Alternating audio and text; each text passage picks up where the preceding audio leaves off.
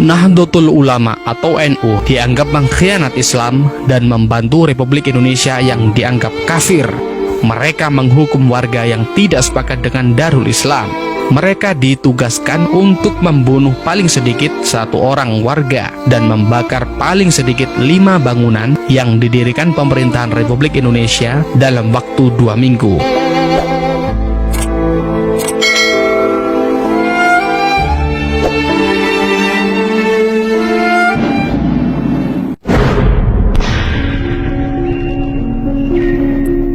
Sepulang dari Bandung menuju Jakarta, Kiai Idham Khalid, Ketua 1 PBNU, menginap di Puncak. Tiba-tiba, gerombolan DITII menembakinya dari arah perbukitan.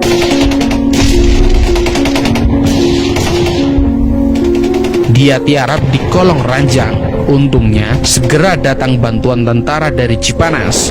Kontak senjata berlangsung berjam-jam. Mereka lari menjelang subuh dengan menderita banyak korban jiwa dan luka-luka. Di pihak tentara juga ada yang terluka. Bukan hanya itu, kekejaman penggagas Darul Islam ini juga dialami Kiai Idham Khalid ketika naik kereta api menuju Jawa Timur. Beliau ditembaki gerombolan DITII antara Gambir dan Pegangsaan. Beruntung, peluru hanya mengenai ujung kopiah ajudannya. Sasaran tembakan pastilah saya, menteri yang mengurusi keamanan. Begitulah kata Kiai Idham Khalid dalam buku Tanggung Jawab Politik NU dalam Sejarah. Dari tanggal 24 Maret 1956 hingga 9 April 1957, Kiai Idham Khalid menjabat sebagai Wakil Perdana Menteri merangkap Kepala Badan Keamanan. Kata Kiai Idham Khalid dalam buku Tanggung Jawab Politik NU dalam Sejarah, tugas saya yang paling berat adalah menghadapi gerombolan yang membawa dalil-dalil agama Islam, yaitu Darul Islam Kartosuwiryo di Jawa Barat, Ibnu Hajar di Kalimantan Selatan, Kahar Muzakar di Sulawesi Selatan, dan Tengku Daud Beuruh di Aceh. Menurut Kiai Idham Khalid, DITII, sang penggagas Darul Islam ini merugikan umat Islam. Banyak umat Islam yang menjadi korban kekejaman mereka. Mungkin di Aceh tidak terjadi perebutan seperti di Jawa Barat dan Sulawesi Selatan, di mana gerombolan DITII membakar madrasah dan masjid yang tidak sependapat dengan mereka. NU pun masih dianggap sebagai mengkhianat Islam karena keluar dari Masumi, juga dianggap musuh utama DITII. Mereka menganggap NU membantu Republik Indonesia kafir atau RIK. Beberapa orang pimpinan cabang NU di Jawa Barat dibakar rumahnya oleh DITII, bahkan ada yang ditembak mati.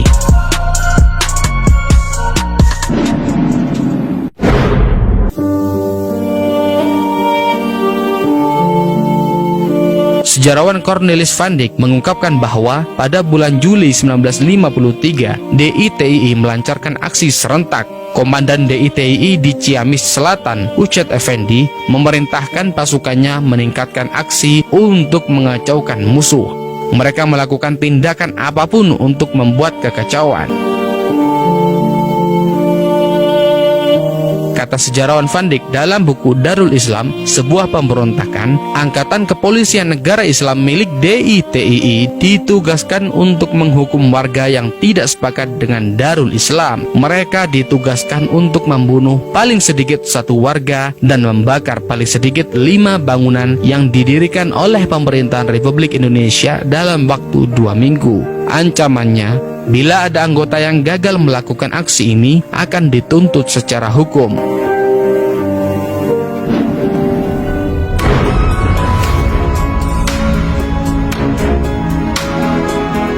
Dalam menghadapi DITII, Kiai Idham Khalid melibatkan para kiai-kiai atau ulama. Beliau membentuk KPK atau Kiai-Kiai Pembantu Keamanan yang diketuai oleh Kiai Haji Muslih dari Jakarta. Anggotanya ditunjuk 1 orang dari masing-masing wilayah di mana terdapat pula DITII. Khusus untuk Jawa Barat sebagai daerah yang paling luas dikuasai DITII, KPK menunjuk 2 orang wakil, yaitu Kiai Haji Dimyati dan Muhammad Marsid. Anggota KPK lainnya antara lain Kiai Haji Baidowi Tafsir dari Jakarta, Kiai Haji Malik dari Jawa Tengah, Kiai Haji As'ad Syamsul Arifin dari Jawa Timur, Kiai Haji Ahmad Sanusi dari Kalimantan, Kiai Haji Zahri dari Lampung, Kiai Haji Yusuf Umar dari Sumatera Selatan, Kiai Haji Kahar Ma'ruf dari Sumatera Tengah, Tengku Muhammad Ali Panglima Pulen dari Aceh dan Sumatera Utara, dan Kiai Haji Abdullah Yusuf dari Sulawesi.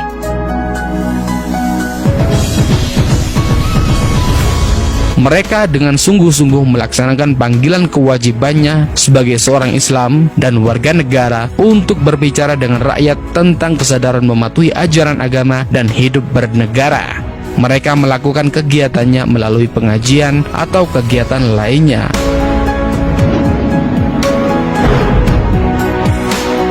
Panglima-panglima militer di daerah tersebut gembira dengan adanya KPK. Dalam setiap peninjauan maupun operasi militer, mereka selalu mengikut sertakan KPK. Di daerah yang berhasil dikuasai, sang kiai memberikan ceramah kepada rakyat. Mereka juga memberikan penyadaran, memberikan nasihat kepada anggota gerombolan DI/TII yang menyerah. Mereka sama sekali tidak diganjar dengan nilai penghasilan tertentu. Indonesia negeriku, engkau panji martabatku. Jasa ulama, jasa kiai-kiai pembantu keamanan tidak bisa saya lupakan. Begitulah kata Kiai Idham Khalid dalam buku biografinya.